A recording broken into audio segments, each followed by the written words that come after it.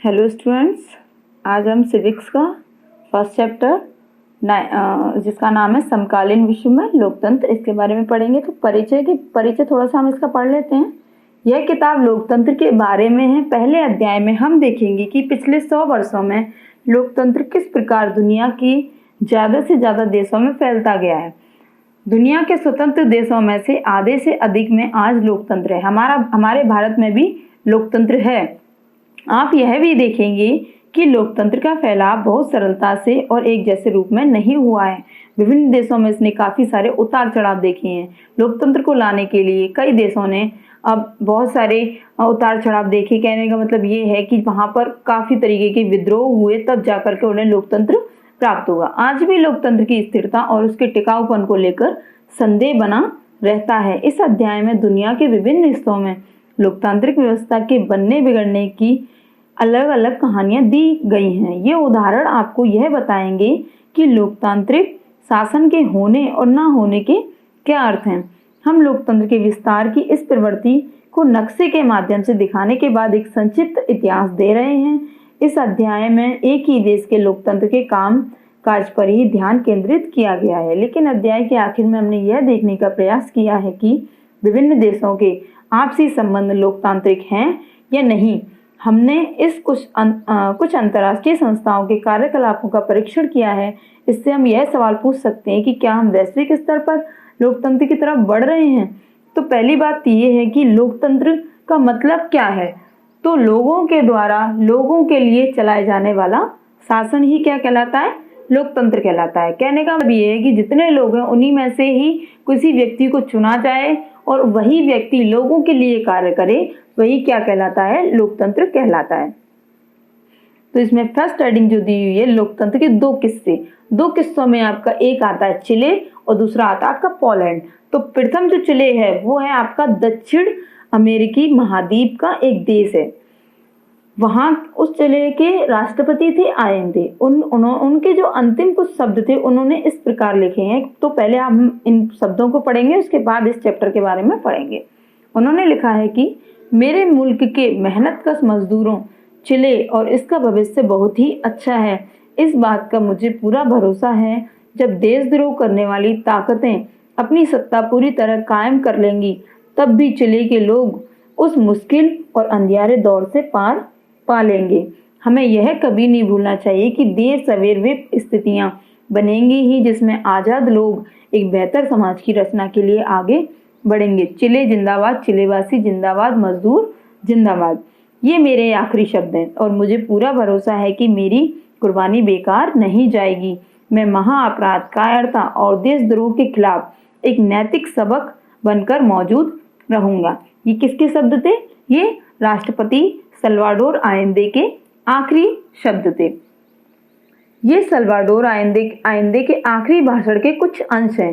वे दक्षिण अमेरिकी महाद्वीप के एक प्रमुख देश चिले के राष्ट्रपति थे, जैसा कि हमने अभी आपको बताया था।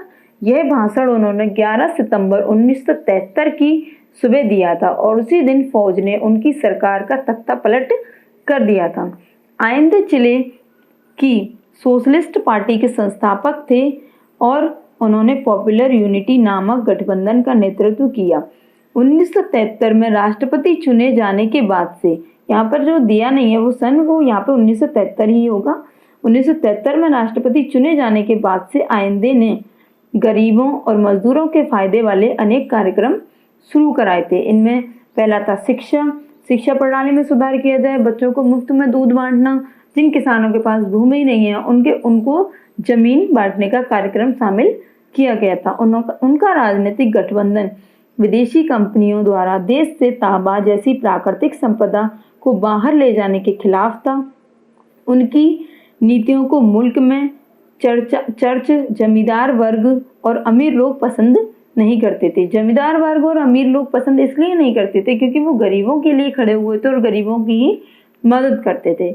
अन्य राजनीतिक पार्टियां इन्हीं वजह से उनकी नीतियों से खिलाफ में खड़ी हुई थी। 1973 का सैनिक तख्ता पलट। इस तख्ता पलट का मतलब क्या है कि गैर कानूनी तरीके से किसी की सरकार को गिरा देना।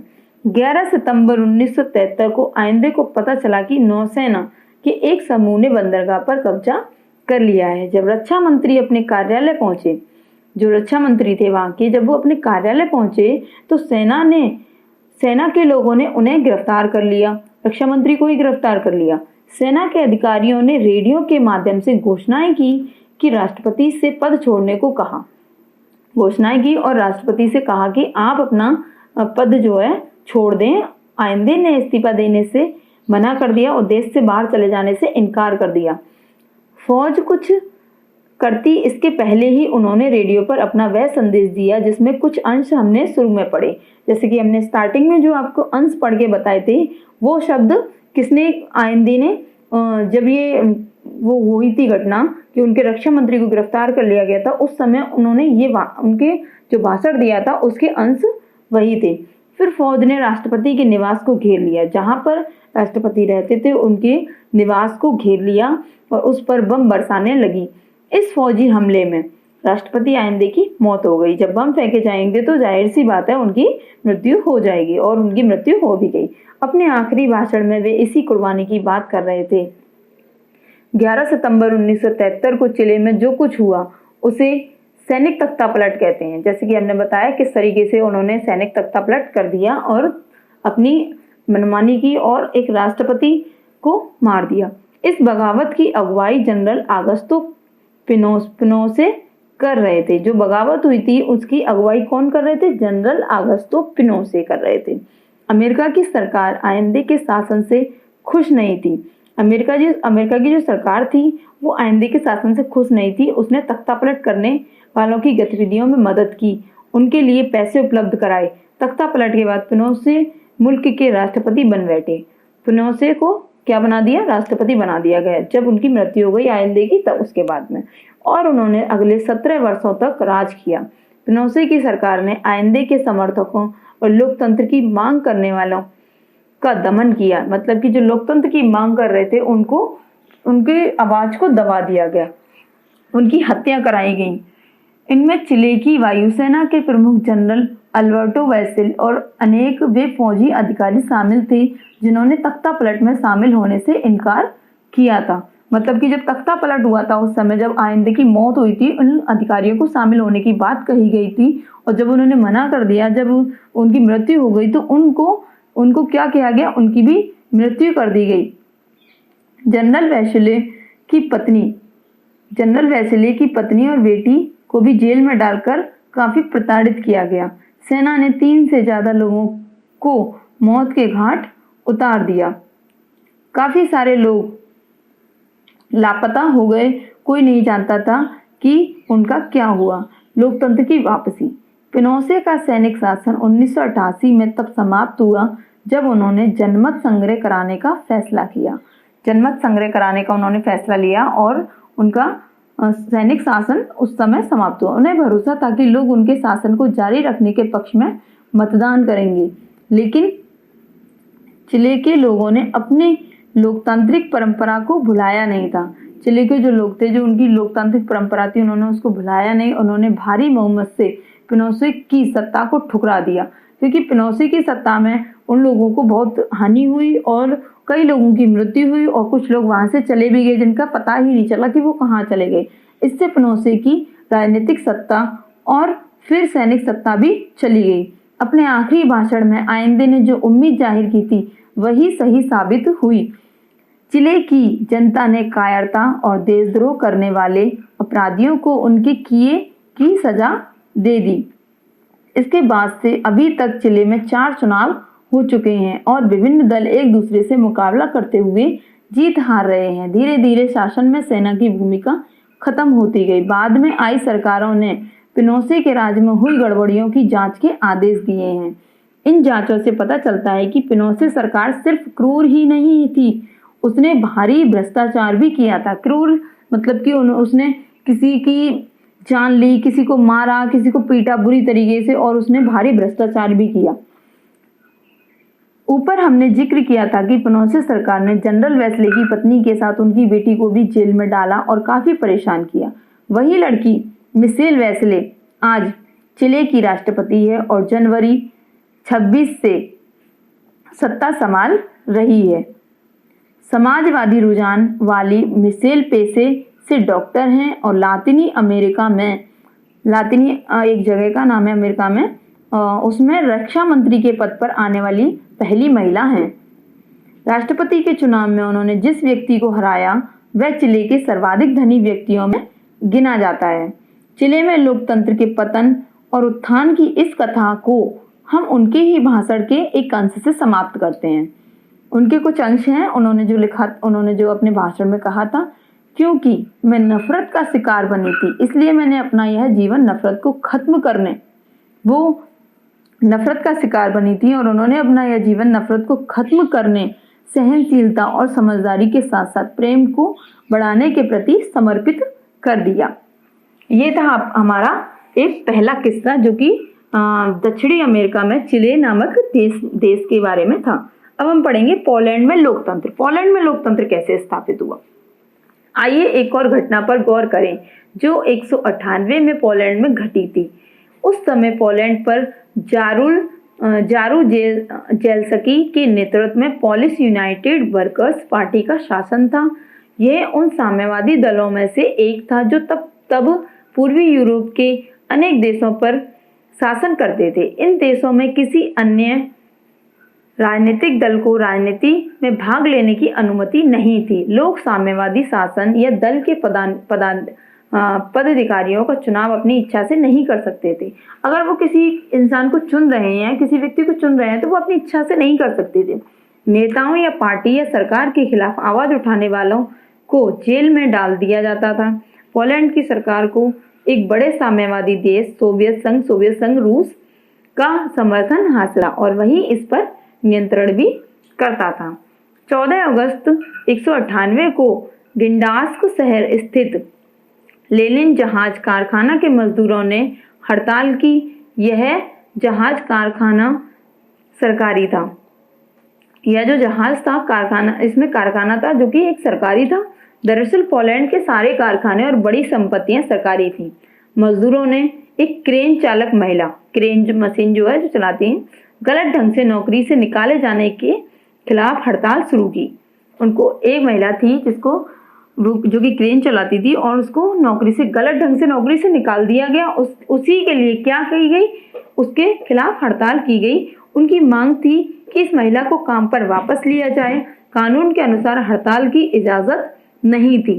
वहां का कानून ऐसा था कि वहां पर हड़ताल नहीं की जा सकती थी, क्योंकि देश में शासक दल से अलग किसी स्वतंत्र मजदूर संघ की अनुमति नहीं थी, क्योंकि वहां पर मजदूर संघ नहीं बना सकते थे और मजदूरों की बात को नहीं माना जा सकता था। हड़ताल नहीं की जा सकती थी।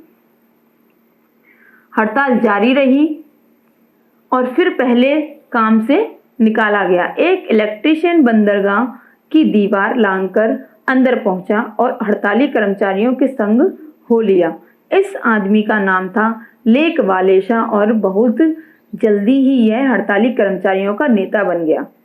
क्या नाम था उसका? लेक वालेशा। वह हड़तालियों के उसमें संघ में जाके, मजदूरों का जो संघ बना हुआ था जो हड़ताल कर रहे थे, उसमें जाके मिल गया और बहुत ही जल्दी वह हड़तालियों के कर्मचारियों का नेता बन गया। उसका नाम था लेक वालेशा। हड़ताल को समर्थन बढ़ता गया और जल्दी ही यह पूरे देश में फैल गई।